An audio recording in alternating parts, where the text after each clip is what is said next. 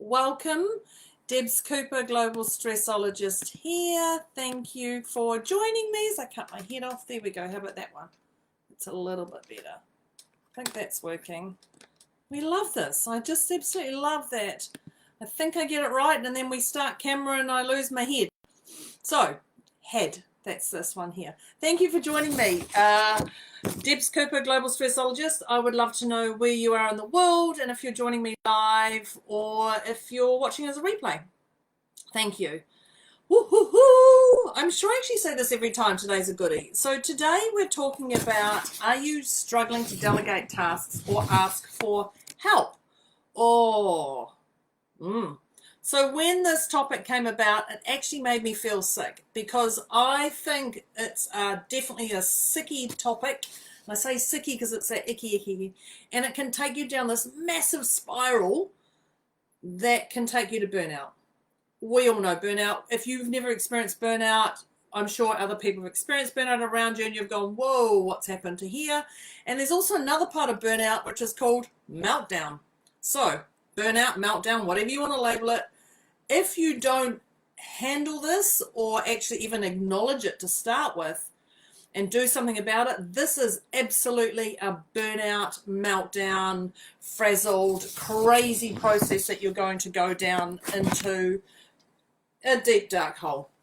So let's crack on and get this into us.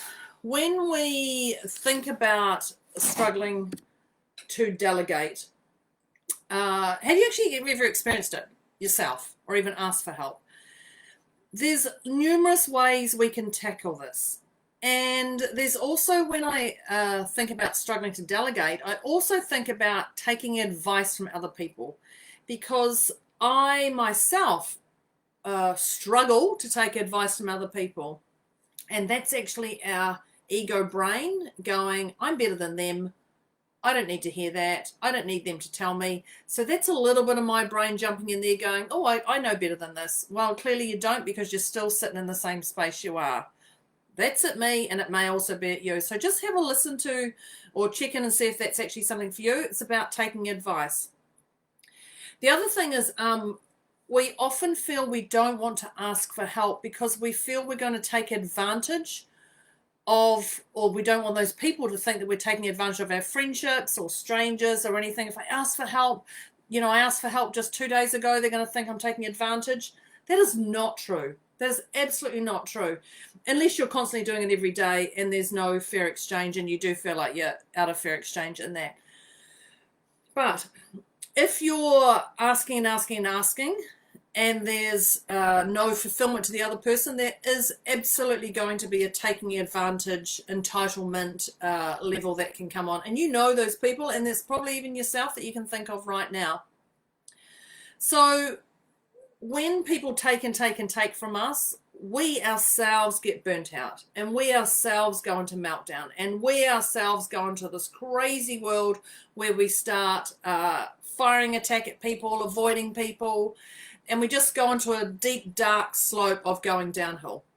So when we talk about delegating tasks or asking for help, this is not about taking advantage of anyone else or taking from others. It's actually just about an emotional, fair exchange from my heart to your heart asking you something. And that's what I'm going to show you today. So let me just crack right in. When others offer things to you for help, and they go, oh, would you like me to help you with that? Don't jump in and say no straight away. Oh, no. Don't jump in and say no. Say, oh, I hadn't thought about that. Let me come back to you. If your instinct is to say no. Now, the reason I say that is you may not want them involved in something that you've got them to do or they've asked to do, but you could give them something else to do if it makes them feel that they would like to help you. If they can see you're struggling in some form, they go, do you want me to help you with something? No. So one of the things, in my business is I have certain people who do certain tasks. And other people go, oh, do you want me to take that off so-and-so? No, I don't. Now, there's different reasons why I don't do that. So that then there could be a privacy reason. There could be they've got history with that person that they're handling or anything. So when it comes to that, don't say no. Just look at anything else that they can do, because if they're offering to help, they can see something in you that they'd like to help on. Then if it's okay with you, give them a task, and don't let that mindset block jump in and go crazy for you. So when you think about this, and I know there's a lot of social media about this, there's a lot that you talk to any coach and they will say to you, what cost is this costing you to not getting the task done? What is the financial cost and the emotional cost it's costing you to not get this done? Now, if you actually add it up, how many times, if you put a task that you're putting off or had so much to do and, you weren't getting it done, and you put, say, $10 per task, $10 on that. Every time you thought about that task not getting done and you said $10, can you imagine how many times you may be thinking about that throughout the day? There might be 10 times, there might be 20 times. And you think about that, and if you just put $10 on that thought process, there's $100 or there's $200 it's costing you for it to be stuck in here emotionally, if you were to put a financial value on it. Now, I know when I started looking at that, $10 per task. Now, you may want to put $1 down. You may like to put $5. You may like to put $100, whatever per thought.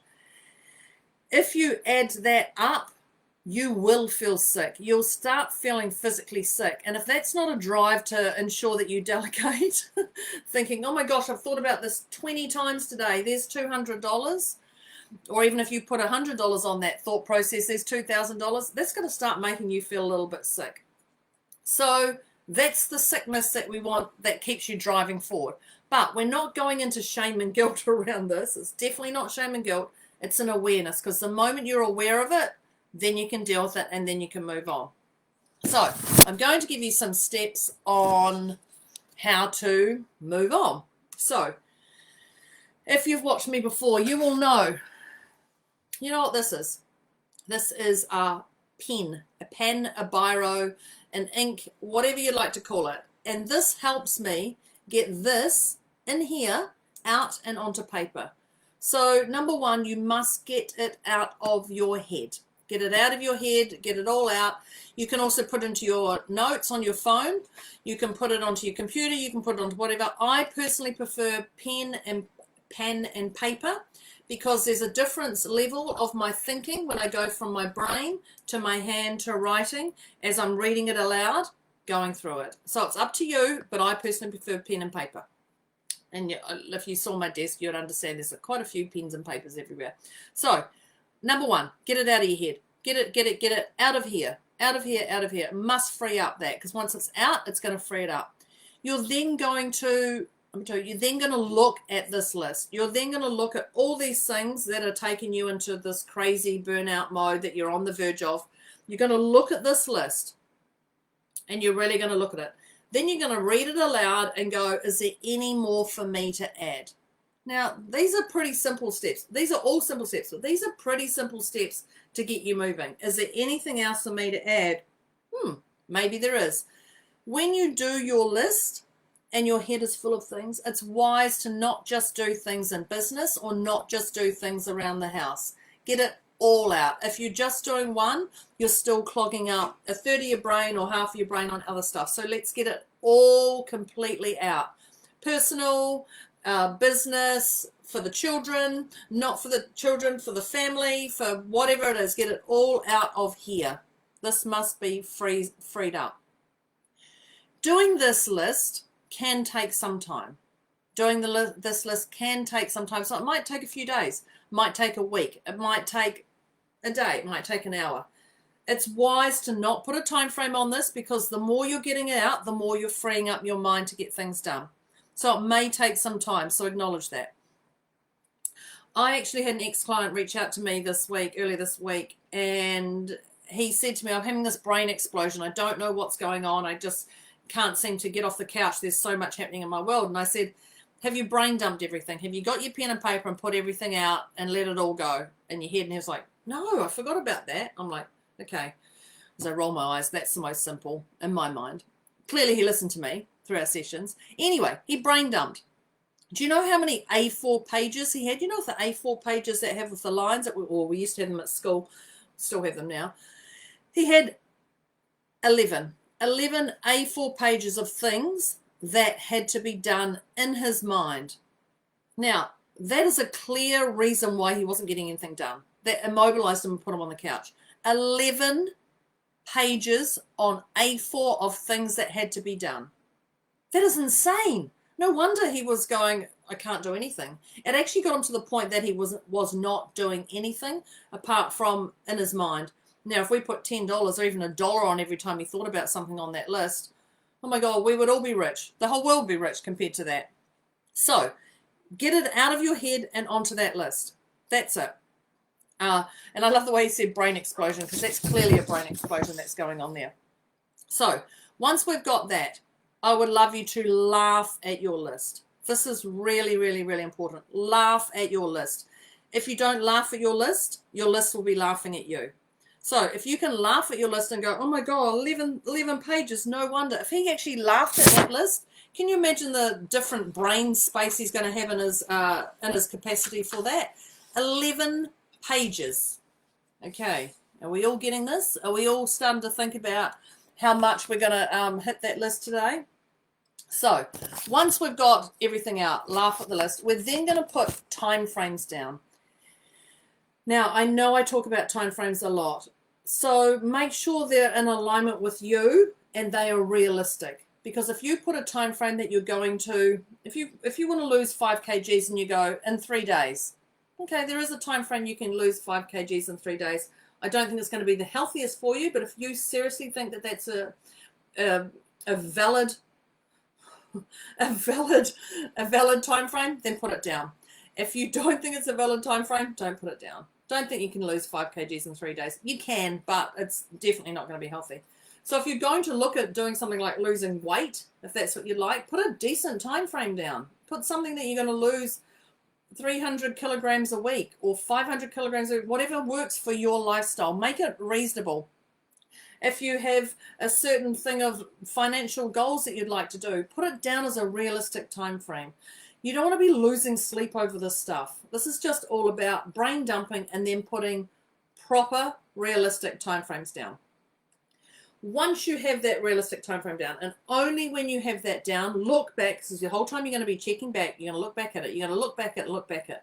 Once you have that, you're then going to put a name beside every task. You're going to put a name beside every task of who you can delegate this to, or even get help fully delegated, or even get help for you. Whoever you ask to delegate to, whoever, they must love the task. There is no point asking someone to look after your children on a Saturday night if they don't like children, or if they're a massive social butterfly person on a Saturday night.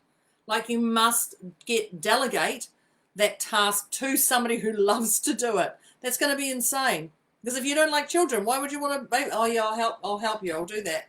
No. So ensure that they absolutely love the task. When you approach them, be okay if they say no. Be okay if they say no. If they go, oh no, I can't, just go, okay, that's great. If there's any time you can give me to help with other things, I've got a long list. That's okay. Be okay if they say no. The worst case they're going to say no. The best case they're going to say no. And you're going to find somebody else. It's going to be okay. When they say yes, you must get them to be in alignment with your time frames. If they're not in alignment with your time frames, they say, yep, I can get this done for you, no problem, but I'm not going to be able to do it for 3 months. Well, that ain't going to work because I want it done in the next week. Okay, so make sure that their time frames are in alignment with yours. When you ask, you're going to speak from the heart. You're going to speak from here. You're going to ask from here. You're going to speak from here. Your energy is going to be from here. If your energy is going to be from the brain, an ego brain, or you did this last time, so you owe me, any of that stuff, it's not going to be felt. There's going to be icky energy into that task. So speak from the heart. When you speak from the heart, people receive from the heart. When you speak from the heart, your energy is given from the heart and people receive that from the heart. if this task feels difficult, if it feels difficult and you're not gelling with this person or anything, that's okay. Check in to see if it's your block or if it's their block to do the task, because there could be two things. It could be them, that they've got other conflict going on that's causing something, or it could be yours. So just check in with that. I have a New Zealand company I'm dealing with at the moment with a massive issue, and I'm saying it's massive. I think it's pretty massive. And it's embarrassing it's gotten to the point that it's so out of hand and it's gone on for some time. And I've been holding on to it due to my lack of input my end. And I didn't want to involve my team because it was a personal task over something business. But the emotional and financial brain span of this is causing me absolute chaos in my mind, because every time somebody mentions that company, and it's mentioned quite a lot, I freeze, I get angry, I go from 0 to 10 in a crazy world.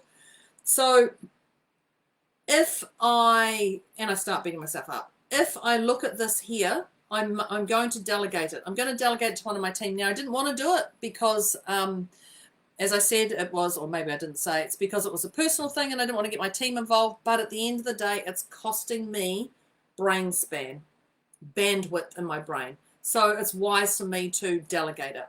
My team will just laugh at it when I actually give it to them. I know that for sure. So what I did was I imagined it being done. I imagined someone going through my emails, doing all the stuff that's required, and then putting it into a structure. Once I imagined it, I visualized it on a bigger scale, and I just went, oh, this frees up my whole tension in my shoulders. And I checked in with the company in my mind. I said that company aloud, and there was no tension going on. I'm like, wow, it must go to one of my team to put that together. Because when I checked in with my physical didn't go, ooh, like it's been causing me. So when we think about those things, that is causing me a massive financial block and emotional block.